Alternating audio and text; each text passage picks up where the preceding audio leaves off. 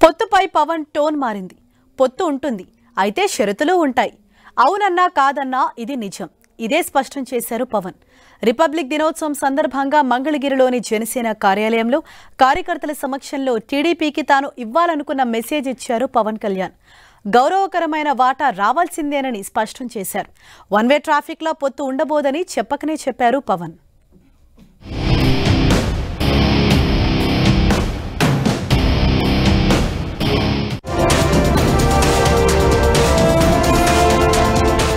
Republic దినోత్సవం సందర్భంగా మంగళగిరిలోని జనసేన కార్యాలయంలో ఆ పార్టీ అధినేత పవన్ కళ్యాణ్ మాట్లాడిన తీరు గమనిస్తే రానున్న అసెంబ్లీ, లోక్సభ ఎన్నికల కోసం తెలుగుదేశం పార్టీతో పొత్తు గురించి మాట్లాడుతూ తాను ఇవ్వాలనుకున్న మెసేజ్ ఇచ్చారు. తనను తక్కువగా తీసుకుని ఏవో కొన్ని సీట్లు ఇచ్చేస్తే సరిపోతుందని అనుకోవద్దని, తనకు రావాల్సిన గౌరవకరమైన వాటా రావాల్సిందే అని నర్మగర్భంగా తెలుగుదేశం పార్టీకి తెలియచెప్పారు. జనసేనను తేలిగ్గా తీసుకోవద్దని, వన్ వే ట్రాఫిక్ లా పొత్తు ఉండదని పవన్ చెప్పకనే చెప్పారు. పొత్తుతోనే జనసేన టీడీపీ ప్రభుత్వాన్ని తీసుకొస్తున్నామని, ఇందులో కొన్ని ఆటుపోట్లు ఉంటాయని చెబుతూనే స్థానిక సంస్థల నుంచి మొదలుపెట్టి అన్ని స్థాయిల్లోనూ భవిష్యత్తులో జనసేన 3వ వంతు సీట్లు తీసుకుంటుందని పార్టీ క్యాడర్కు భరోసా ఇచ్చారు. ఎన్ని సీట్లు తీసుకోవాలో తనకు తెలుసు అని అన్నారు. ఆటుపోట్లు ఉన్నా తెలుగుదేశంతో కలిసే వెళ్తున్నామని, ప్రత్యేక పరిస్థితుల్లో తెలుగుదేశం పార్టీ 2 అసెంబ్లీ సీట్లను ప్రకటించినట్టుగానే ప్రత్యేక పరిస్థితుల్లో తాను కూడా రిపబ్లిక్ డే సందర్భంగా తూర్పుగోదావరి జిల్లా రాజోలు, రాజానగరం అసెంబ్లీ సీట్లకు జనసేన పోటీ చేస్తుందని ప్రకటిస్తున్నట్లు చెప్పారు. అంటే తెలుగుదేశం వ్యవహరించే తీరుగానే తాము వ్యవహరించాల్సి ఉంటుందని, అందుకే పొత్తు ధర్మం ప్రకారం సంయమనం పాటించాలని తెలుగుదేశానికి పరోక్షంగా సూచించారు. కేవలం వారు ఇచ్చేవారు, తాము తీసుకునే వారంలాగా భావించవద్దని పవన్ హితబోధ చేశారు. వాళ్ళు 2 సీట్లు అనౌన్స్ చేశారు కాబట్టి నేను కూడా 2 సీట్లు అనౌన్స్ చేస్తున్నాను ఈ రోజున. పరిస్థితులు అలాంటివి. సో నాకు కూడా ఒత్తిడి ఉంటుంది.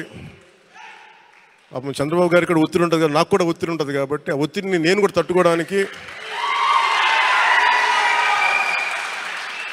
రిపబ్లిక్ డే రోజున నాకు ఆర్ అక్షరం బాగుందనిపించింది. రిపబ్లిక్ డే RRR లాగా రిపబ్లిక్ డే రోజున రాజోలు, రాజానగరం సీట్లు నేను అనౌన్స్ చేస్తాను. తూర్పుగోదావరి జిల్లా మండపేట నియోజకవర్గంలో గత అసెంబ్లీ ఎన్నికల్లో జనసేనకు దాదాపు 18% ఓట్లు వస్తే ఈసారి అక్కడ ఓట్ల శాతం దాదాపు 10% పెరిగిందని చెబుతూనే అక్కడ తెలుగుదేశం పార్టీ తమ అభ్యర్థిని ఏకపక్షంగా ప్రకటించడంతో జనసేన కార్యకర్తలు బాధపడ్డారని, ఇది సరైన విధానమని తాను చెప్పడం లేదని అంటూ పొత్తు ధర్మం ప్రకారం అలా ప్రకటించకూడదని జనసేన అధినేత చెప్పారు. మనం పొత్తులో ఉండి మన చంద్రబాబు గారు ఇట్లా అనౌన్స్ చేశారు, మండపేట సీటు మనకి చెప్పాలి కదా అది అంటే ఖచ్చితంగా అది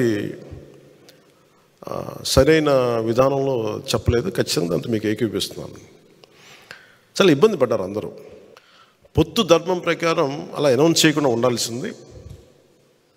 నేను దానికి క్షమాపణలు చెప్తున్నాను. ఖచ్చితంగా నెక్స్ట్ మీటింగ్లో దాని మీద వివరణ ఇచ్చి దాన్ని ఎలా సరిదిద్దాలో సరిదిద్దుతాం అని ఒక మాట ఇచ్చి పంపించాను. మా నాన్న ముఖ్యమంత్రి కానున్నారని లోకేష్ ఇటీవల ప్రకటించినప్పటికీ పెద్ద మనసుతో రాష్ట్ర ప్రయోజనాలను దృష్టిలో ఉంచుకుని తాను ఎలాంటి వ్యాఖ్యలు చేయలేదని పవన్ కళ్యాణ్ వ్యాఖ్యానించారు. తనకు విహంగ వీక్షణం ఉంటుందని, వచ్చే 5 ఏళ్లలో జనసేన పార్టీ నాయకులు, కార్యకర్తల గౌరవానికి ఎలాంటి భంగం వాటిల్లకుండా ఎలా చెయ్యాలో తనకు తెలుసునని భరోసా ఇచ్చారు. మొత్తం మీద చూస్తే జనసేన కార్యకర్తల సమక్షంలో తెలుగుదేశం పార్టీకి తాను చెప్పదలుచుకున్నది చెప్పేశారు పవన్ కళ్యాణ్. అవేంటంటే పొత్తు ఉంటుంది, అదే సమయంలో ఒత్తిళ్లు ఉంటాయి. పొత్తు ధర్మం ప్రకారం ఇరుపక్షాలు సంయమనం పాటించాలి. అలాగే ఎవరంతట వారు సీట్లు ప్రకటించుకుంటూ వెళ్లకూడదు. సీట్లలో, అధికారంలో జనసేన తన వంతు వాటా తీసుకుంటుంది. జగన్ను దించడమే ఇప్పుడున్న ఏకైక లక్ష్యం. అధికారంలోకి వచ్చాక వచ్చే 5 ఏళ్లలో జనసేన గౌరవకర రీతిలో, తనదైన రీతిలో తన వంతు పాత్ర పోషిస్తుంది అని చెప్పడం ద్వారా పొత్తులో జనసేన వ్యవహార శైలి ఎలా ఉంటుందో తేల్చి చెప్పారు పవన్.